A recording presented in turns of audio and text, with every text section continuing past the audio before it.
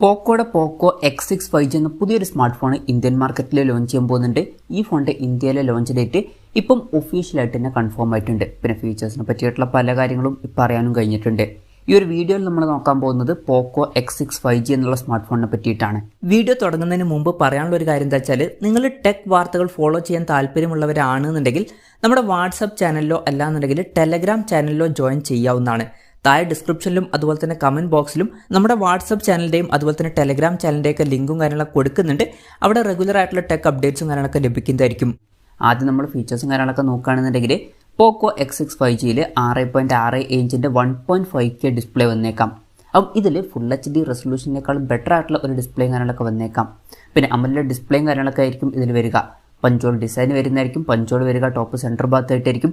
120 Hz refresh റേറ്റും കാര്യങ്ങളൊക്കെ ഇതിൽ സപ്പോർട്ട് ചെയ്തേക്കാം. ഫ്ലാറ്റ് ആയിട്ടുള്ള ഡിസ്പ്ലേ ആയിരിക്കും ഈ ഫോണിൽ വരിക. ഫോണിൻ്റെ ഫ്രണ്ടിൽ ഗൊറില്ല ഗ്ലാസ് വിക്ടേഴ്സിൻ്റെ പ്രൊട്ടക്ഷനും കാര്യങ്ങളൊക്കെ വന്നേക്കാം. അപ്പോൾ നല്ലൊരു പ്രൊട്ടക്ഷനും കാര്യങ്ങളൊക്കെ ഇതിൽ വരുന്നതായിരിക്കും.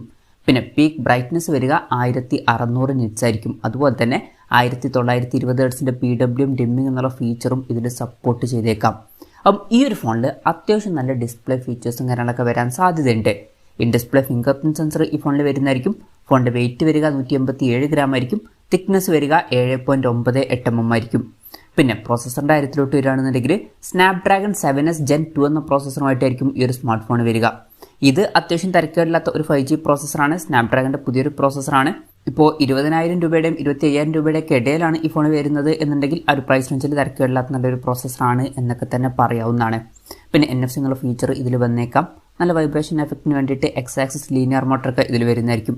സ്റ്റീരിയോ സ്പീക്കേഴ്സ് ഈ ഫോണിൽ വന്നേക്കാം. 3.5 mm ഓഡിയോ ജാക്ക് ഈ ഫോണിൽ വരുന്നതായിരിക്കും.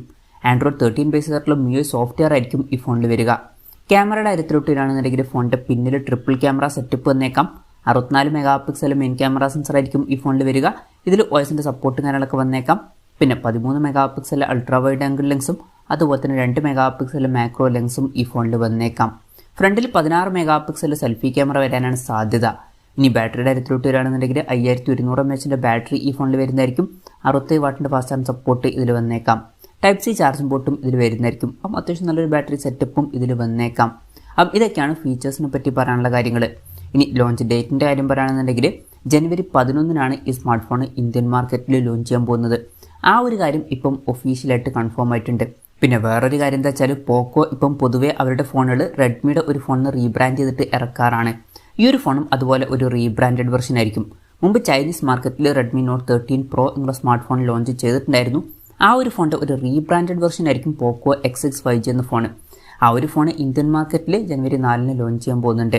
പിന്നെ സ്പെസിഫിക്കേഷനിൽ ചെറിയ വ്യത്യാസങ്ങളൊക്കെ വരുന്നതായിരിക്കും. ഇപ്പോൾ ക്യാമറയുടെ കാര്യത്തിൽ 200 MP ക്യാമറയ്ക്ക് പകരം 64 MP ക്യാമറ സെൻസർ ആയിരിക്കും ഈ ഒരു ഫോണിൽ വരിക. വിലയുടെ കാര്യം പറയുകയാണെന്നുണ്ടെങ്കിൽ അതിനെ പറ്റിയിട്ടുള്ള കാര്യങ്ങളൊന്നും ഇപ്പം അറിയാൻ കഴിഞ്ഞിട്ടില്ല. എന്നാലും നമ്മുടെ എക്സ്പെക്ടേഷനും കാര്യങ്ങളൊക്കെ പറയുകയാണെന്നുണ്ടെങ്കിൽ ഈ ഫോണിൻ്റെ വില ഒരു 20,000 to 23,000 രൂപ പ്രൈസ് റേഞ്ചിലായിട്ട് വന്നേക്കാം. അതിൻ്റെ ഇടയിൽ ഒരു പ്രൈസ് റേഞ്ചിൽ വരാനാണ് സാധ്യത. കൺഫർമേഷൻസ് ഒന്നുമില്ല, ജസ്റ്റ് നമ്മുടെ എക്സ്പെക്ടേഷൻ പറഞ്ഞു എന്നേ ഉള്ളൂ. എന്തായാലും പോക്കോയുടെ പോക്കോ X6 5G എന്ന പുതിയൊരു സ്മാർട്ട് ഫോൺ ഇന്ത്യൻ മാർക്കറ്റിൽ ലോഞ്ച് ചെയ്യാൻ പോകുന്നുണ്ട്. ഈ ഫോണിനെ പറ്റിയിട്ടുള്ള നിങ്ങളുടെ അഭിപ്രായം ജസ്റ്റ് ഒന്ന് കമൻറ്റ് ചെയ്യുക. അതുപോലെ തന്നെ ഈ ഒരു സ്മാർട്ട് ഫോൺ ഇന്ത്യൻ മാർക്കറ്റിൽ നിങ്ങൾ ഏത് പ്രൈസിങ്ങിലാണ് എക്സ്പെക്റ്റ് ചെയ്യുന്നത് എന്നുള്ള കാര്യം കൂടി ജസ്റ്റ് ഒന്ന് കമൻറ്റ് ചെയ്യുക.